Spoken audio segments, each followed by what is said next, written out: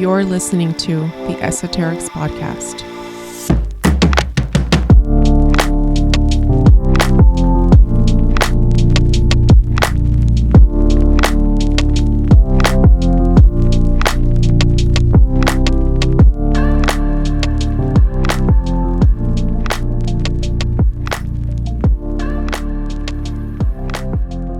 Hey everybody, this is Jo.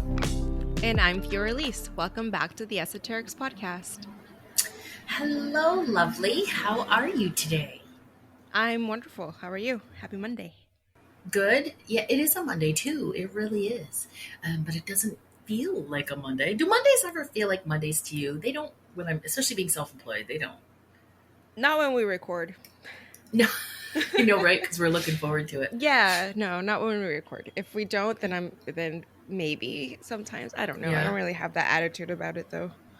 I know, right? Like, what does even a bad Monday feel like? It doesn't feel like any other bad day to me. And I don't, because I don't work in the corporate world anymore, I don't dread going into the office on a Monday. So, Yeah, I feel like when you're not happy with what you get to do that day, then that's when you're kind of it sucks about Monday. My kids are going back to school though, and they passed a law here in California. We passed the law because I know I voted for this, but I didn't read the fine print. So they changed the law so that high schoolers start later because like research shows that they do better with a later start, which makes sense, right? So right? problem is that now the elementary school kids start earlier. Oh. Like where the elementary school used to start at 8:30, now they start at 7:40. I'm like, well, great. Like, and like, Ooh, which means you have to be up earlier and to drop off. Yeah. Which means the kids, whatever, they'll adjust. But it's like, well, the fucking parents take the brunt of it regardless. So, fuck it. No. A lot of people are complaining all over the socials because school is starting like mid-August, early August, mid-August. And it's like, what the hell? We had no summer. Mm-hmm. You know, August is the month for family vacations. I don't understand this. Why does the school get to dictate this? I don't know. I mean, I guess because they get out earlier. Because Mike and I were just talking about this last night. Because I know when I was in high school, we used to start in September. We'd go back to school like the first week of September. After Labor Day. Yep. Mm-hmm. But we also got out in June. Like my high school graduation was like June 17th or somewhere around there. So I guess that's all it is they get out, because our kids get out in May. And so then, that's why they go back in August. Yeah. I don't know. Well, it's weird, right? I'm glad I don't have kids because for many reasons, but this being one of them. Back to see, now you have to buy all that, spend all that money on back to school bullshit too, new clothes and books and all that stuff. Oh yeah, yeah. We're already doing that, and then Sophia's the teenager is the one that's always, let's go back to school shopping. And she's just like, there's this meme that says that having a daughter is like having a little broke best friend. Yeah, yeah, that's her, like 100%. It's like, why can't I have these $100 jeans? Because you ain't paid for them. She just thinks I'm just made of money. She's just like, oh, buy me this and buy me that, and I need this and I need that. So, you know what I was noticing the other day? I was looking at the Franco Abode, or maybe it wasn't. I don't know what it was. Your couples post. I'm not sure what it was, but I was looking at one of your posts, and I noticed, like, when you first see Sophia, I'm like, oh my God, she's a little mini you. She looks just like you. But when you see her with Mike, you realize how much she looks like him, and it's just this cool thing. Mm-hmm. Yes. So that was really cool. You know, and Santino, he just a spitting image of Mike anyway. So Mike just used me to clone himself on that one. Right. It's like, I want a mini me. Yeah. You got him. You got him. You do, actually. So anything new with you? What's going on? You know, last week I made all the announcements about Psychic Sister and readings. I just don't feel like doing that today. You guys book a reading with me. Oh, but I will talk about Wednesdays. Now I've started Wednesday readings. If you go on my website, you can book Wednesday 30-minute readings. Only on Wednesday. You can't book 30-minute readings any other time, but just on Wednesdays, and it's like $55. So it's, very inexpensive, very affordable, accessible to everybody. It's a way to get people inability to read with me, see if you want to book that more expensive Akashic reading. Anyway, so I thought that would be fun. I haven't had anybody book yet, but it is what it is, right? You Because just if nobody announced books, it. it just frees up my Wednesdays. Yeah. Yeah. So there's that. But other than that, no, I don't have any other announcements. Other than yesterday, I spent the day in the river Mm-hmm. and I got burned. Which I never, the only time Oh. I've ever gotten burned is in the Caribbean. Mm-hmm. Every time I go to the Caribbean, I get burned. But Yeah. yesterday I got burned and my shoulder is all red and Oh. it's all tender. And I'm like, what is this? These white people must deal with this. Oh, this is not a good thing, right? So I'm sorry you have to deal with burns, white people. Put some aloe vera on it. Yeah, I don't have any, but I did put CBD oil. I'll put CBD oil on everything. On everything. Itches, burns, discomfort. Like, I've got some CBD oil for that. Oh my, I had this awful rash on my forearms the other day from like doing gardening and stuff. I swore that I had like scabies or something because I woke up in the middle of the night and I was just scratching and it was just so itchy. And so I looked up all these remedies and all this and everything went back to tea tree oil. It was just put tea tree oil, tea tree this, tea tree that. Oh, tea tree's good.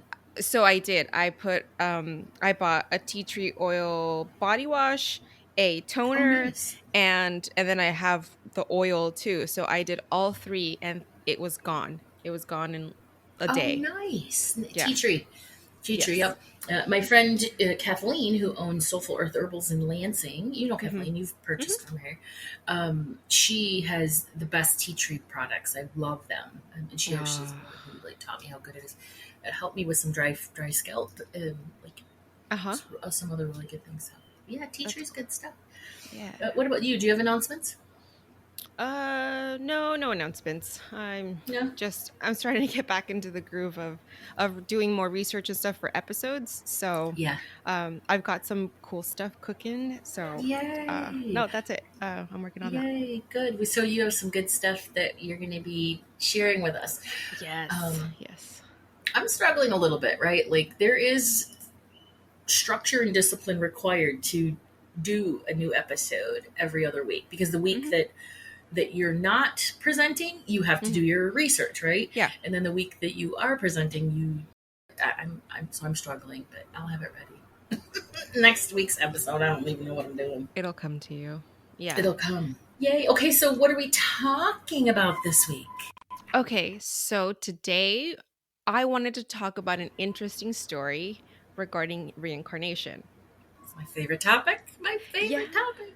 Yeah, and me too. And I love talking about reincarnation. Like, I really hate small talk. Like, when you meet strangers, like this weekend we went to a baby shower.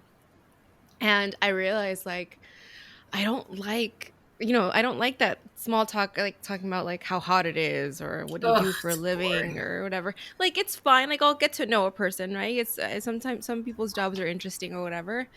But every once in a while, you'll get into a conversation with someone like on like a topic like this about reincarnation, and this is where like I just like light up. Like, just like, yeah, let's talk about this. Let's hear about it.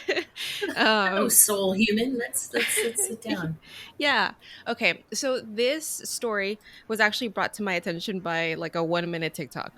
And when I first heard about it, I was like, okay, I think this would make a really good podcast episode. But is there enough content behind, this story? And absolutely there is. So This is the story of Dorothy Eady, also known as Omm Sety. So long story short, she is a woman, a girl born in England, and she would go on, because of recalling a past life, she would go on to become an Egyptian scholar. Okay. Yeah, it's really cool. Okay. So Dorothy Louise Eady, she was born on January 16th, 1904 in a suburb of London. Her dad was a master tailor and he eventually would become a cinema entrepreneur. But when she was 3 years old, so she was her parents' only child. And when she was 3 years old, she fell down a set of stairs and then she was found unconscious.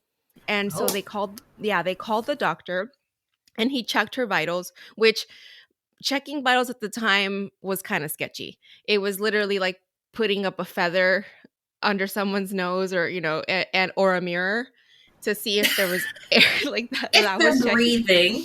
So she was not breathing, and the doctor declared her dead. Oh. And yeah, because she was her parents' only child, her mother was just distraught. And so Aw. then, they're trying to tend to the mother, and then the doctor says, I'll be back in an hour to get her ready, to get the body ready, start washing her and getting ready for burial. And so the doctor comes back in an hour, and they find her in her room just playing, like alive and playing, and no injuries.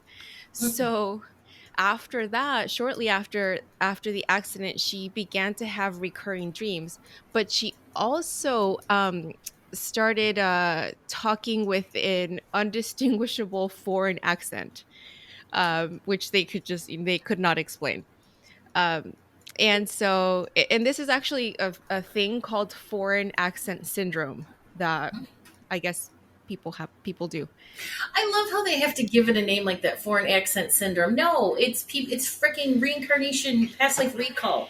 Damn Yeah. scholars. Okay, anyway.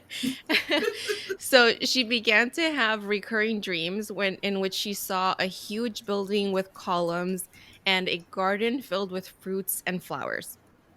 And then her mother would find her crying all the time, saying, "I want to go home."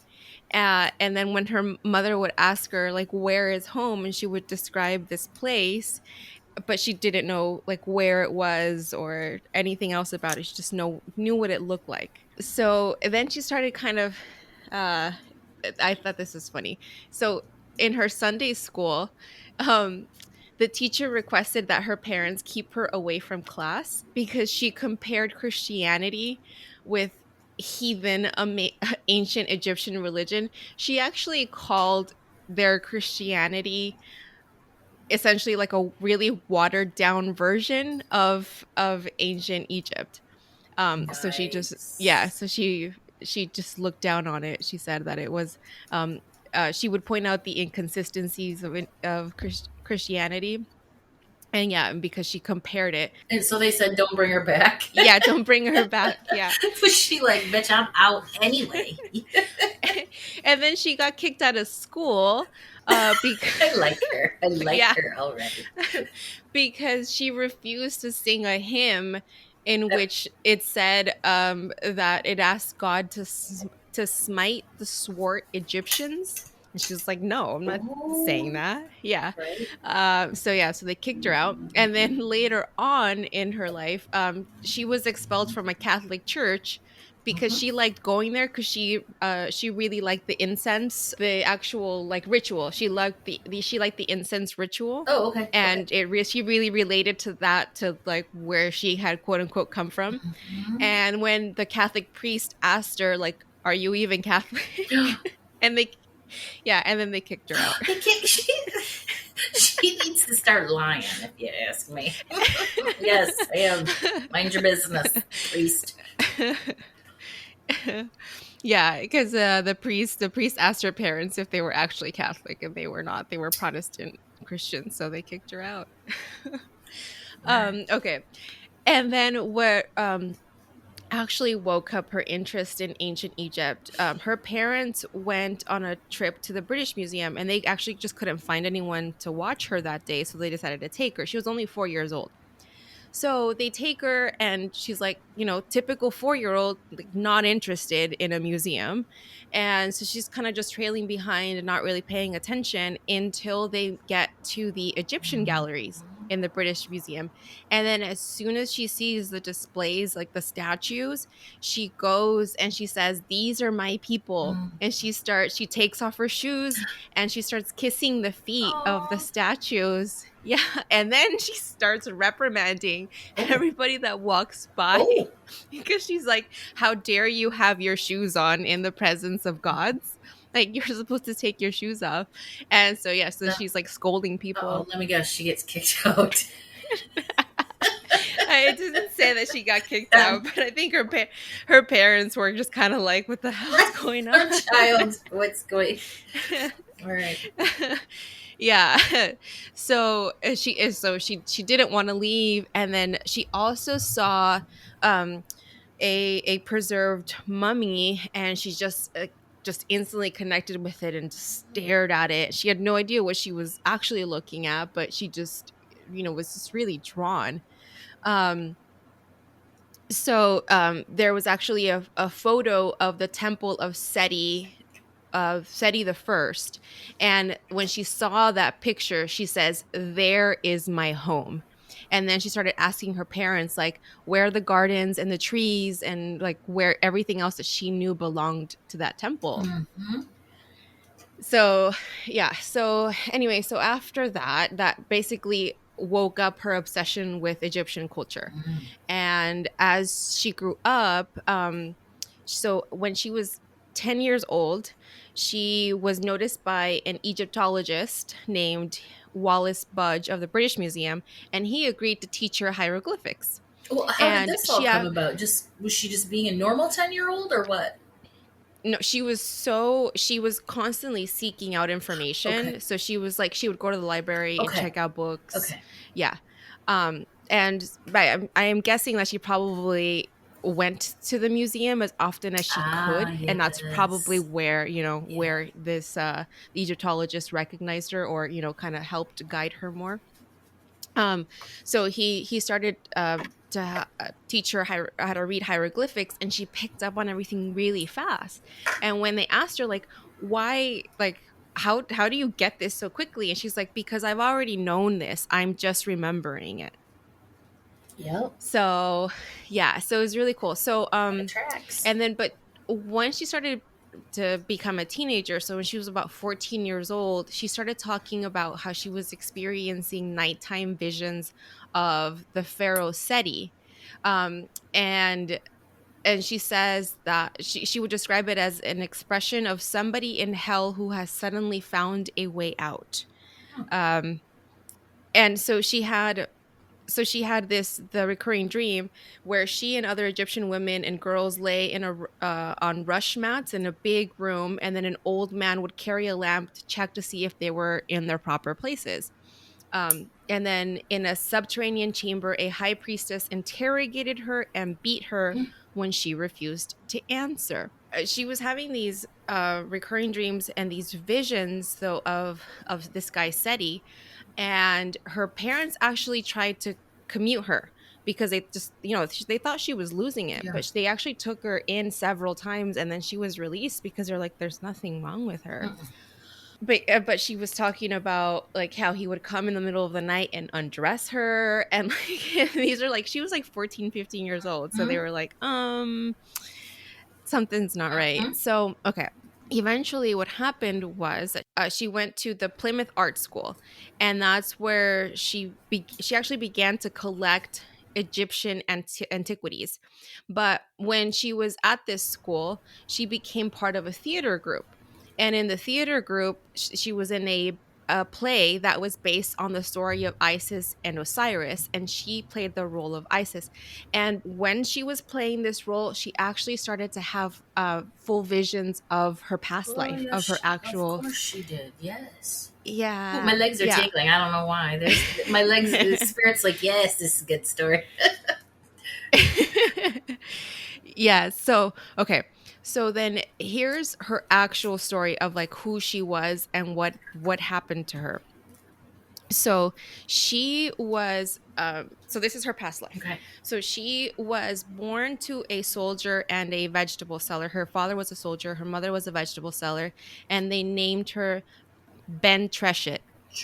Yeah, I think that's right, Ben Treshet. Then Trisha. Okay. So meaning harp of joy. Oh, okay. Beautiful. And her mother died when she was only 2 years old, and then because her father wasn't able to care for her, he took her to the temple.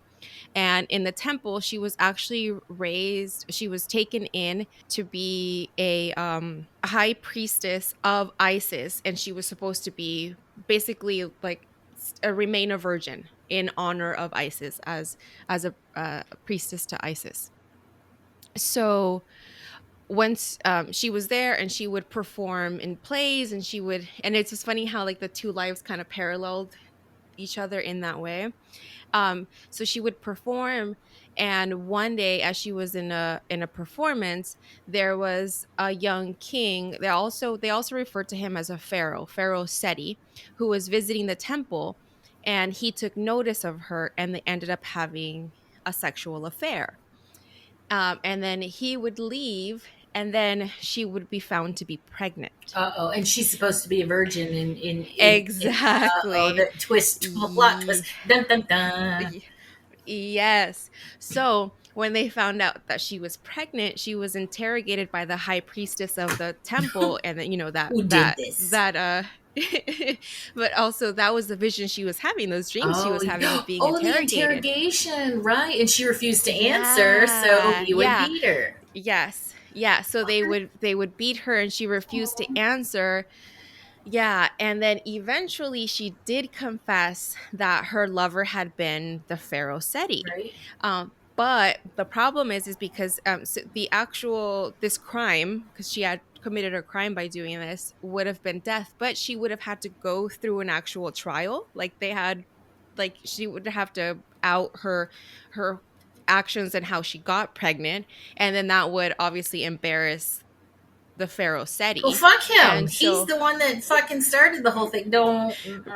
All right. yeah, exactly. But she did eventually confess that the lover had been her king, but in order to spare him embarrassment, she God. committed suicide. Oh, this just pissed me off. Yeah. So, but she remained in love with him, Oh. and she was happy when his spirit joined hers between incarnations. So it was not all bad. It's a beautiful love story, kind of, sort of, but also he completely gets off skates free. There's no consequences because he's just going around being a king. I'm gonna stick my dick wherever I want. Typical story of a man Bullshit. in ancient history, right? Just like fucking Zeus. So she commits suicide. Yes. Because So she commits suicide, and that's how that's how her life ends in that Egyptian time. All right, and then she's reincarnated into this little girl, Dorothy. As Dorothy. Yep. Right. Yep. Okay. And yes. Right. Some bullshit, so eventually Dorothy would meet a man who was also Egyptian. And they would get married, and she would gain citizenship, as that would get her citizenship into Egypt, and they lived in Cairo together. Balanced karma. However, So much karma is being balanced there. Was the husband the king? No, he was let's see. Her husband was, I think he worked in Egyptology. Was he the king reincarnated? Oh, I don't know. I don't know. I would bet that he was. Well, spoiler, they did end up getting divorced. Well, so I don't know. Yeah, maybe. All right. Okay. For the sake of the fact that we don't know, let's just say, oh my God, she married the king, reincarnated as an Egyptian scholar dude. Yeah. So, they were married, and they did have a child together, and she did name her baby boy Seti. Oh, that's cute. After the Pharaoh Seti. So yeah. But unfortunately, all her talk of the past life unsettled her husband's family, and eventually their marriage fell apart. Which kind of sucks. It's like, what did you think? They probably just thought she was crazy. Because here's this white lady, talking about Egypt and how she's lived there before. And the family is Egyptian. The husband is Egyptian. Yeah. So this white lady comes in, and she's like, I'm a cookie reincarnated, Omm Sety. And they're like, no, you must go. So the family had a lot of influence over this relationship. Yeah. Sure. Oh, that's sad, Yeah. All right. Well, how probably they were all about tradition and all that bullshit. Okay. Yep. Right. So she went on to visit the Pyramid of Giza, and she would place offerings at the Sphinx. And because she loved it so much, she actually eventually went and she worked for the Department of Antiquities. Nice. And that actually became her life's work. in 1952, that was the first time she visited the temple of Abydos, and that was the temple that she had Her seen as a little temple, yeah. girl. That was her temple where she had lived. That is a temple that Seti had built. And she said that when she first walked in, she said, as if I'd walked into a place where I'd lived before. Yes. Yeah, and so it was they tested her, that the chief inspector of the Egyptian Department of Antiquities, he set a test basically, and she claimed to have been able to locate certain scenes depicted on wall murals in pitch darkness. Mm-hmm. And then she marked the location of the garden that she recalled, and then when they later on they did a dig and they dug up tree stumps. Mm-hmm. Like, and that just kind of story just kept going, as far as her pointing things out that she would have no idea, Mm-mm. other people had no idea of, until they went and did archaeological dig, Mm-hmm. and then they found the evidence of what she had already said. Wow. And she would find places within the temple that they're like, yes, Yeah. that's where this is. Yep. She would have no way of Yep. knowing that. Exactly. Mm-hmm. Yeah. Right? Yeah. Can't make this shit up. So she so she worked with a lot of the archaeological work in the temple and in other sites too. And eventually she would work as a tour guide. Like, imagine this Oh lady my giving you God. tours. Yes. That's so Yes. cool. Yeah, and that's actually how she acquired the name that she's best known by, which is Omm Omm Sety, Sety. meaning mother of Seti. Oh, excellent. Yeah. So when did she pass? Do you know? Um oh yeah, she did. She didn't pass until like Oh, 1991. cool. So she was Um alive for a while. Yeah, yeah. So there's some cool stories of stuff that she did, like, or that she talked about, that people had no idea happened. One of these was that although modern village women could have free birth control, they didn't want it. So she said, like, this was in their times. She said that if they missed 1 year without having a child, they'd go running around all over the place, even to the doctor. And if that doesn't work, they would try all sorts of these things. And so she would actually uh, tell them to go and approach the temple with of Isis, or where there was an image of Isis, and that she would actually help them get pregnant. Yeah. Is there proof of that actually happening? That women would do that and then they would get pregnant? Yeah, so people would come specifically looking for her for a cure for impotence, and then she would carry out a ritual based on pyramid text, and it always worked. Always worked. Of course it did. Of course it did. Yep. Very cool. Yeah.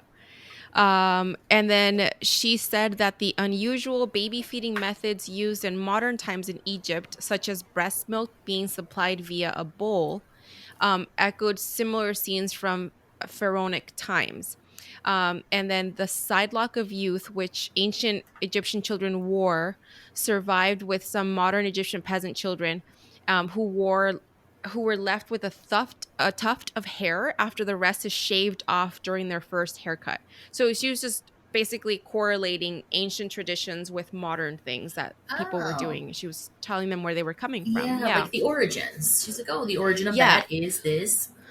Yeah. Exactly. Oh, like circumcision. Mhm. She says that the ancient Egyptian boys were circumcised, probably for reasons of hygiene, and then she believed that this was picked up by the Jews, which in turn passed it down to modern Muslims. And then many children's games and toys were also played by children in ancient Egypt. So yeah, it was cool, just the stories that she could tell, and the knowledge that she knew.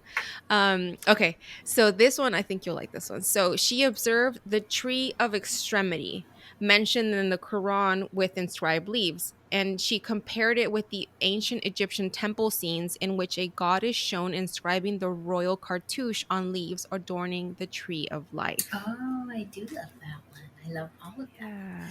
Yeah. The source of modern day spiritual representations of those Mhm. icons. Yay. So she also compared other modern rituals of death with ancient practices, like keeping watch with the dead, which is, Vigil. it has kind of a variance in Islamic teachings. They do that. Perfuming the dead, boats in tombs, lights for the dead, the modern peasant practice of placing bread on the bier of the dead, The buyer. which I don't know what. Yeah, what I don't know B what that B is. B It's bier. B I don't know what that is. Hold on. A movable frame on which a coffin or a corpse is placed before burial or cremation. Yep, it's a stand on a corpse. So it's like a wagon, like a flatbed wagon. You put the coffin on it. Oh, Why okay. is it called a So they would. buyer? It is called a buyer. It traces to the German root of the English word to bear, giving the meaning to carry. So it carries a coffin. A buyer carries a coffin. Okay. Okay. Here we go. Um, Also washing the clothes of the dead. And she observed that in lower modern Egypt, old fashioned people believed that the stars in the night sky represented the dead, and notes how in the pyramid text, the royal deceased were also thought to be stars. Oh, I like that. See, it does. We are told a lot that we are stardust. So Right? Yep. that's proof right there. Yeah. Proof. That's all I need. Boom. And it's truth. So in 1972, she claimed to know the location of the undiscovered tomb of Nefertiti, and she was reluctant to give the precise details, but she did give rough location close to the tomb of Tutankhamun, which ran counter to the opinion of every other scholar at the time. However, in 2015, they actually discovered that like what she had said was true, and It's true. actually now most people theorize like that she's actually the most correct. Right. I mean, this this woman Dorothy. She's like, Yep. I know all. Nobody, but the family made her divorce her husband. So She ended up remarrying she though. did She good. she ended up yeah. Oh, okay. And she died in 1981. 1981. Okay. So, some of the last things. She detailed many modern practices that were transmitted down from ancient times, and some short articles that she wrote between 1969 and 1975. And most of these were edited and published in a book by author Nicole B. Hansen in 2008. And the title of the book is called Omm Sety's Living Egypt: Surviving Folkways from Pharaonic Times. So if you'd like more information, more details on exactly the traditions that she connected, those are in that book. Very cool. But overall, her story is one of the best examples of reincarnation of all time. Yeah. So that's why I thought that her story was really cool and would be nice to share with everyone. There are some really cool books out there too. The one that I thought was the most compelling was children that were recalling past lives, and they did the Oh yeah, research and the tracked it psychologist. back. Yeah, there's a couple books. I'm not sure what the names are just off the top of my head, but yeah, and it was Yeah. just psychologists, psychiatrists, all the children in therapy, that sort of thing. That's a really compelling one. And then, of course, the best book on the subject is, the Many Lives, Many Masters series by Mm-hmm. Brian Weiss, who, I mean, he's got like 7 or 8 books out on this topic where, it can actually be traced back with legitimate, you know, um, Yes. stories and facts. Um, have you ever, is there a place that you're drawn to? Like she's drawn to a place or a culture that you're specifically drawn to? Um, yeah, and I feel like it's kind of changed over time. I remember when I was small, I really wanted to go to Jerusalem. Mm, Like I had this whole thing with like, well, my mom worked for the airline when I was little, and I would tell her, I'm like, can we go see where Jesus was born? Like, can we go to and I would tell her all the time. She's like, yeah, when you're a teenager I'll take you. And then by the time I was a teenager she didn't work there mm-mm. anymore. So but Lies. yeah, that was my thing when I was little. Like I wanted to go to Jerusalem, and I wanted to see where Jesus lived, and I like that was very like interesting to me as a kid. Yeah. My, What about you? well, I've always been completely enthralled with Greece, and Santorini. It's one of those Mm, bucket list ice places, and I'm not sure yeah. why. but definitely Egypt, definitely. But Yeah. the biggest one is Central America, Belize, and it's the craziest thing. Yeah. I've heard the word Belize in my head before it was even called Belize, and then when I flew in for the first time, and the plane was getting ready to land, so it tilted, and then Mm-hmm. I had a window seat, and I could see the canopy. The canopy is literally the most amazing thing you've ever seen because it's nothing for as long as as long as the far as the eye can see is just green canopy. That's Mm-hmm. it. And as Wow. soon as I saw it, my clairaudience, I heard in my head, "I'm Yeah. home." And so that Mm-hmm. was one of the very first and biggest instances of clairaudience that I heard in my life. But Oh. I knew that I was home. And then, of course, afterwards, I've had past lives that I've recalled living in the Mayan jungles and then having, two or Mm-hmm. three different past lives of living in Central America. So it's That's definitely, awesome. yeah, it's definitely one of my favorites, Yeah. favorite That's areas of the awesome. world. Yeah, and when I've had like glimpses of past lives though, it's mostly desert or being Native American Uh, and being part of a tribe. yeah, Like that's most of my past lives have been in there. that's beautiful. Well, thank you for that. That was super fun. I love those kind of stories. Maybe we could do a You're welcome. series where we um, just talk about really cool reincarnation stories. Yep. And Yeah, if this was something you guys enjoyed, absolutely. Just we need your feedback as far as if you want to hear more of these, then we'll do them. Maybe we do a series of these. mhm, Yes, absolutely. yeah, we want to hear from you guys. We get, we know there are things that we want to talk about, but also we want you guys to really enjoy what we're talking about. So Mm-hmm. Yep. feedback is awesome.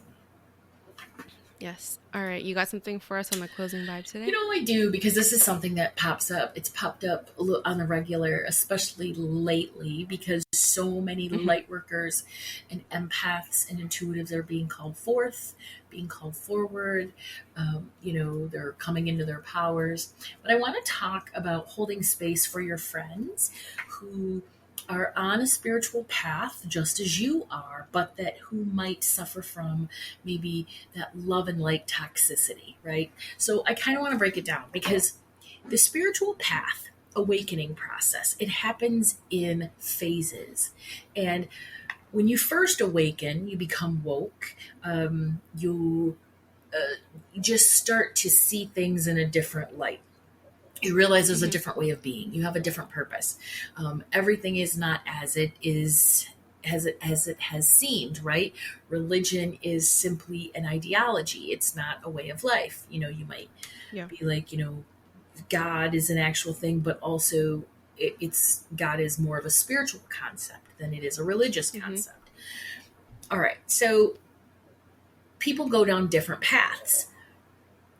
So if you have a friend that you're really excited that you can connect and you can talk about all these things with, but that you start to feel like, wait a minute, I can't really connect with them because they believe this thing or they believe that thing or whatever, and I don't Yeah. resonate with them. Yeah. So Yeah. that's where a lot of our friends or our relationships can start to like fade away or fall away because we just realize we're just on Mm-hmm. a different path. Where we don't resonate with them, which is okay, right? I talk about that concept of convergence and divergence. Friends, people, paths, all of those things will converge, and you feel like, oh, I've met my soul family or I met my people. But then, as Mm-hmm. everybody's interest sort of goes off in different areas, which it's absolutely meant to do based on your soul blueprint, then you can feel what's called Yeah. a divergence, and you can feel disconnected from those people. So, I really want to talk about holding space for those friends who suffer from that divergence, which can look like spiritual bypassing, love and light toxicity. Those people that are like, I only want to think about and talk about and engage topics and people that are all love and light, right? Listen, love and Yeah. light is great, but but as a method to spiritual awakening, it's only part of the story. And if you engage Yeah. in it, I don't want to call it bullshit, but you're doing what's called spiritual bypassing. Fiorlaiz and Yeah. I talk about this Yeah. all the time. She talks about it in regard to shadow work. You cannot ascend You cannot awaken unless you address the dark. And the dark is all of those things that you don't like about yourself, that you question about yourself, that you wish you didn't do, say, ways that you didn't react, that you wish you wouldn't react. There are coping mechanisms that you have developed over the years as a way of, because of your trauma or, your shadow, whatever. Triggers.